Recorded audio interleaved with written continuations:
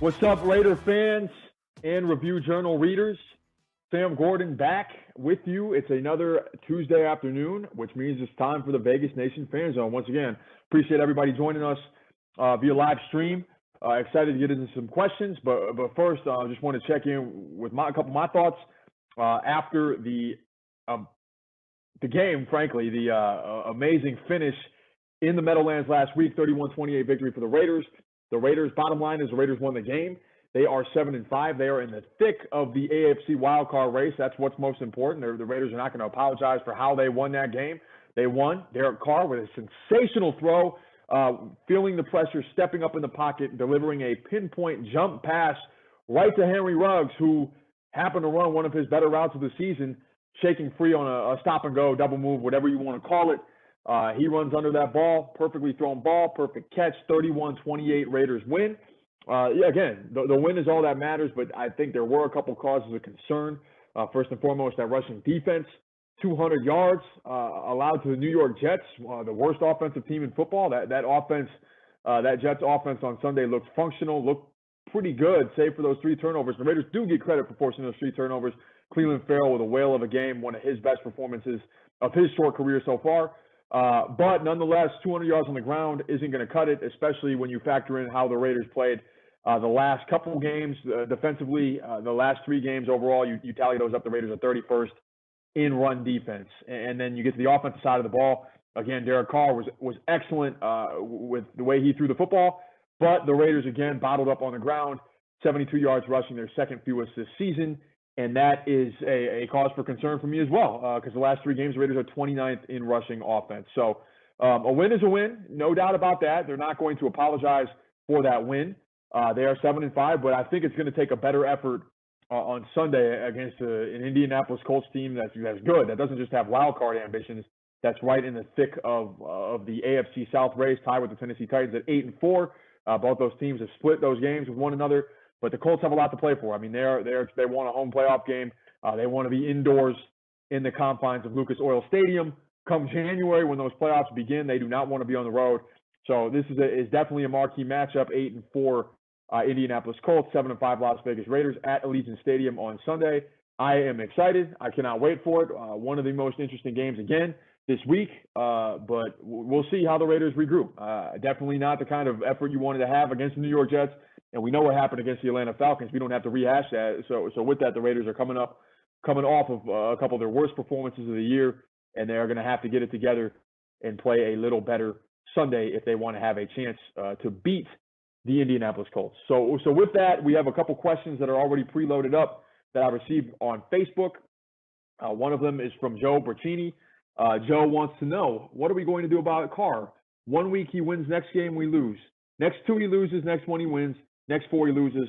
Aren't we all tired of Carr yet? It's coming soon. Wait for it. Okay. I mean, there's no secret that Derek Carr over the last 7 seasons, he hasn't taken the Raiders to the promised land, but I think you got to factor in context. I think context matters here. And quite frankly, for a number of those seasons, there was a lot of instability around Carr. There was a number of coaches, number of coordinators, et cetera, et cetera, et cetera. He had the 2016 season. He flashed what he can do. And he was very, very impressive that year. And without that same kind of supporting cast the last few years, he still worked with what he's been able to do, worked with the supporting cast around him. And this year, with the best supporting cast he's ever had, in my opinion, he is having the best season of his career. We break down some of the numbers: 68.1 completion percentage, 22 touchdown passes to 5 interceptions. He's got 3,027 yards. So he's on pace once again to exceed 4,000 yards. He's going to be around 30 touchdowns. His passer rating of 104.1 is a career high. It's continued to progress the last few years. The team does have a winning record. I mean, they are 7-5, and they are in the thick of a playoff race. If he was putting up these numbers and the team was, 3-9, 3-9, 4-8, 5-7, I think we're having a little different conversation. But the team is 7-5 in large part because of Derek Carr's play this season. I do not expect him to be going anywhere anytime soon.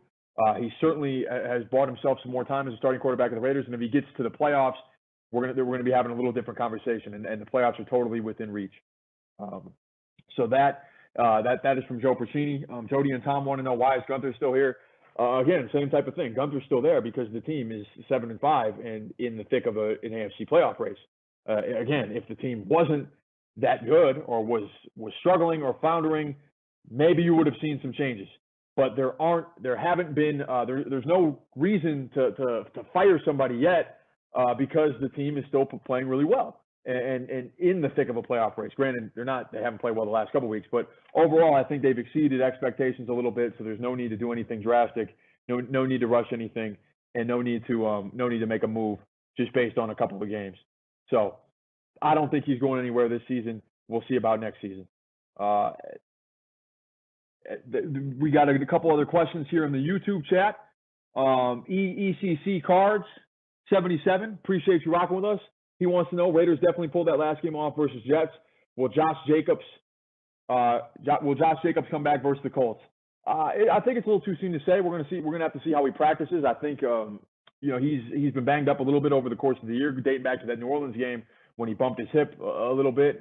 He's still an effective runner, no doubt about that, but he hasn't had the same kind of year this year as he did last year as a rookie when he was one of the prime contenders for Offensive Rookie of the Year. His yards per carry is down from 4.8 to 3.8. Yards per game down from 88.5 to 71.1. So they need to get him right. They need to get him healthy. And if they deem that he's good to go, and if he practices this week and looks good at practice, he'll play. And if not, he'll probably sit. So Devontae Booker is more than capable backup. I know he struggled last week against the Jets. He didn't have his best game, but we've seen throughout the course of the season that he's an effective runner. He can catch the ball out of the backfield, and he can do a lot of those things that Josh Jacobs can do. They wanted to bring in a big physical back that was similar to Jacobs, that had a similar skill set. Booker fits that mold. We'll see who gets to go on Sunday. Mike Clark, would you take Greg Williams over Gunther? No, I wouldn't. I think what's forgotten, and it's amazing that, I mean, maybe some people talk about it, but let's not forget that Greg Williams was the orchestrator of a bounty operation that sought to hurt players, and he got to coach again in the NFL. And there's tape and all that of him saying, hurt these guys, and quite frankly, absolutely reprehensible and disappointing that he, that all is forgiven and he just gets to go on and coach again. So after that debacle, after that play call, that all-out blitz, I can't see him getting another coaching gig. His defenses haven't been any good. His teams haven't been any good. You can go back years. He's not a big difference maker. He has this reputation as this risk taker and this gambler because he was on a staff with Drew Brees in 2009 that happened to win a Super Bowl, and because he's aggressive with blitzes. But let's not confuse him with Dick LeBeau or Bill Belichick or somebody of that caliber. What do you make of the underwhelming win? Asks Yulau. I am not super impressed with that win. I don't think there's any doubt about that. The running offense was bad. The running defense was bad. Sam Darnold was you get to him a little bit, but Sam Darnold, who struggled all season, was able to get in a rhythm and lead some drives. And the Raiders, had to squeak that one out. And I know ifs really don't matter, but if Greg Williams doesn't dial up and engage Madden 2009 blitz and send the house there, the Raiders probably lose that game, and 6-6 is a whole lot different than 7-5. So as I touched on at the beginning, when I got on a call or when I got on the stream here, Raiders need to shore up that run defense. They need to shore up their rushing offense. They need to figure those things out and to take a little bit of pressure off of Derek Carr and company. Mike Clark, O-line needs Trent back to run effectively. I mean, he is one of the best offensive tackles in football, and he could definitely stand. The Raiders could definitely use him out on that right side. We know about the issues he's had. Looks like he was activated this week. He's going to be practicing again. I don't know if he's going to play Sunday, but he would certainly help against a formidable Colts rushing defense that ranks in the top 10 in the NFL this season. Yulau asks again, what do you make of Damon Arnett? Will the coaches teach him not to throw his face into tackles? Will they show him how to wrap up? I mean, he's been banged up this year. It's tough to get a big-time evaluation on him just because he hasn't logged as many snaps or hasn't played in as many games as I think the Raiders would have liked him to. I think there's some fundamental issues with the way he tackles a little bit. It kind of lends itself to, some of these issues that he's had. But there's definitely promise. I mean, they took him in the first round for a reason. They believe long-term that he can be a reliable corner, a reliable defensive back opposite Trayvon Mullen on the other side, who is emerging into a reliable quality cornerback in his own right, and this is his second year. but it's too soon to say on Arnett. The jury's still out whether he's going to reach that potential or whether some of these issues that he has is going to continue to slow him down. Ulau, why do the Raiders play down to lesser talent and up to better talent? That's a good question. I mean, it's a young team that is, a lot of these guys are in competing for something in terms of playoffs for the first time in their career. It's a coaching staff that's still working to establish a culture, and they're making palpable progress. But these things take time. I mean, Rome wasn't built in one day, and there's still clearly I guess the team needs to understand that there's still room to grow in preparation and how they come out each and every week. I think the Atlanta game was a good example of that. That this is the NFL. Any given Sunday, if another team is playing harder or playing better, doesn't matter if they're the New York Jets, doesn't matter if the Atlanta Falcons, doesn't matter if it's the Kansas City Chiefs, you can lose. So the Raiders definitely have some quality wins on their resume with the Cleveland Browns, with the New Orleans Saints, with the Kansas City Chiefs. But the way they played against the Jets on Sunday and the Atlanta Falcons the week before is a sign that they're still far too Jekyll and Hyde. I expect them to steady these things out and become more consistent as Gruden and Mayock continue to replenish this roster and continue to develop these young players that are already here. So yeah, those are the questions we have so far. Continue to keep them coming. Again, Sam Gordon here, Vegas Nation fan zone. I'm happy to answer any questions. We're going to be around for another 5-10 minutes, depending on how many questions we get, the volume of questions. So keep them coming. Mike Clark, another question. What position do you think we should draft in the first round next year? I would say defense for sure. Definitely a defensive player. Team could stand to add another pass rusher. They could also, I think, use help at safety. Jonathan Abram is promising at the age of 24. He has a lot of upside and has played well at times this year, but not great in coverage. Still some discipline issues that need to be worked out. I expect the team to continue to cultivate and develop him and for him to continue to improve. But what are you going to do long-term opposite Jonathan Abram? Jeff Heath has been excellent this year. I think he's been one of the better players on the defense. He's also in his late 20s, and we know Eric Harris is 32. I don't know if either one of those guys is necessarily the long-term answer at safety, but across the front, this team has really struggled to pressure the passer. There's no secret that the defense has struggled, and when you're able to add a reliable pass rusher or pressure the quarterback, it helps the defensive backs, it helps the linebackers, it helps everybody out. I think it starts up front, and I would expect the Raiders to, again, address that defense. Mike, the numbers asks, are we getting Trent back anytime soon? Could be this week, could be next week. He's working his way back. He has been activated from the reserve list. He practiced a little bit last week, and it's just kind of a work in progress. I mean, I imagine there's probably some conditioning issues that he's going to have to work through. You want to know he can get through a full game. It's been a long time. I mean, he hasn't played since, I want to say, what was the Kansas City game? The win in Kansas City on October 11th was the last time he's played a full game. There was the contact tracing issue with the offensive line before Tampa Bay. He was good to go before the Browns game, and that's when he had to be rushed to the hospital. So it's been a minute. It's going to be going on 2 months since Trent Brown has played. They're going to want to make sure he's caught up. He is up to speed. He is good to go before you risk putting him out there. Most important thing, especially in 2020, is health. And anytime you're dealing with, coronavirus or some of the long-term implications, you want to be cautious. They definitely could stand to get him back. We've seen that offensive line struggle the last couple of weeks, a little bit more than it had earlier in the year, although credit Tom Cable for the job he's done overall. But Big 77 is definitely an asset, and I know they want him back sooner rather than later. Ulau. So last season they had different D-line packages, one to stop the run, other on passing downs with clear protection with sacks. This year we don't change the packages up. Is that a PG or a Rob M plan? I'm guessing Ulau is referring to Rod Marinelli. I mean, I think the defensive game plan starts with Paul Gunther, starts and ends with him, and of course he delegates and works in conjunction with his position coaches. So I don't know if it's so much about the packages or the scheme as much as it is the personnel. A younger defensive line, you really don't have a bona fide pass rusher like that. We know Max Crosby can get after the quarterback a little bit, but he's not, a top tier in Aaron Donald and TJ Watt and JJ Watt. He's not on that level.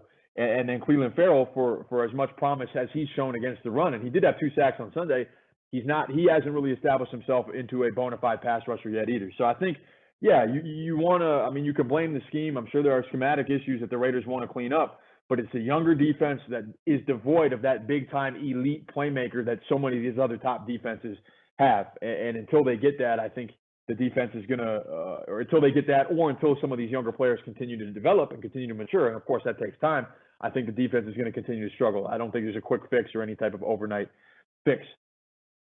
Also from Ulau, with the Raiders clearly being a better press man coverage, why don't you think they use press coverage more? That's a good question. I'm not sure. I think they could definitely stand and incorporate a little bit of pass coverage or press coverage. But if you know, the risk with press coverage is if somebody gets off the line, then you're exposing your safeties on the back end, and we know the safeties have had issues in coverage as well. The passing defense has been okay the last couple of weeks against Matt Ryan and against Sam Darnold, and you're not really too terrified of Phillip Rivers, although he's a capable passer and a reliable veteran quarterback. I don't think you're worried about him gassing you up through the air. So I don't necessarily have too many issues there. We'll see what happens moving forward. Ulau again. What do you make of these young receivers with the little we've seen? I mean, I think it's pretty clear Henry Ruggs, and credit him for making that play on Sunday. He made the biggest play, you know, of the season so far, the season-saving play. But he's not as polished as a route runner. He's not as refined, and he doesn't have a lot of the physical. He's not, 6'2", 6'3", 6'4", like a Chase Claypool, like somebody of that ilk, like a Michael Pittman Jr., who the Raiders are going to see on Sunday. We knew it was going to take time with him, and so far the production hasn't been there. You see flashes of his speed, flashes of how he can impact the game when he's in motion, the type of effect that he has on the defense. But you don't draft a guy in the top 15 to be a decoy or to use gadget plays with. That sounds a little bit like Tavon Austin. He needs to continue to develop, and I know the Raiders are invested in his development. Again, you don't draft a guy in the top 15 just to be a decoy. We'll see how he continues to progress. But of course, it's obvious there are other receivers in this rookie class that have been more productive and been more made more game-changing plays throughout the course of the season. I could go on and on. Justin Jefferson, CeeDee Lamb, T. Higgins. Again, Pittman Jr. has emerged as a reliable weapon there in Indianapolis, and then Chase Claypool, so on and so forth. I don't think it's ever been easier. I mean, the last year's class too, with DK Metcalf and A.J. Brown and those guys, you can step in right away and produce at a big-time level if you're ready at the receiver position. And Ruggs needs to work through some things. And I would say the same for Bryan Edwards as well. I mean, he was a guy that was looked to kind of replace Tyrell Williams with the injury at the beginning of the season. He just quite hasn't, I don't know if he's played enough or just hasn't developed a rapport with Derek Carr yet. So I think the jury's still out on him too, but he has not produced the same way that they would have expected or hoped at the beginning of the season. So with that, we got to wrap it up. I got time for a couple quick hitters. Why Maliek Collins and Corey Littleton not up to their level? The scheme could be the scheme, could just be that they're having trouble adjusting their first year in a new defense. Either way, their play needs to be better. And then Ulau has a similar question. So we talk about Corey Littleton. He has been a bright spot in my eyes. We use him unlike any other linebackers I've seen. He lines up on slot receivers, tight ends, et cetera, et cetera. He's capable of doing all those things as he showed with the Rams, but he hasn't been as consistent. He struggled a little bit more in coverage and hasn't been quite the same player. The Raiders definitely want more out of him. So that's all we have for Vegas Nation's Fan Zone. I am Sam Gordon. Follow me on Twitter at @BySamGordon. Make sure you follow at Vegas Nation Raiders features, news, and notes about the podcast videos. Talking with us. We will be back next week.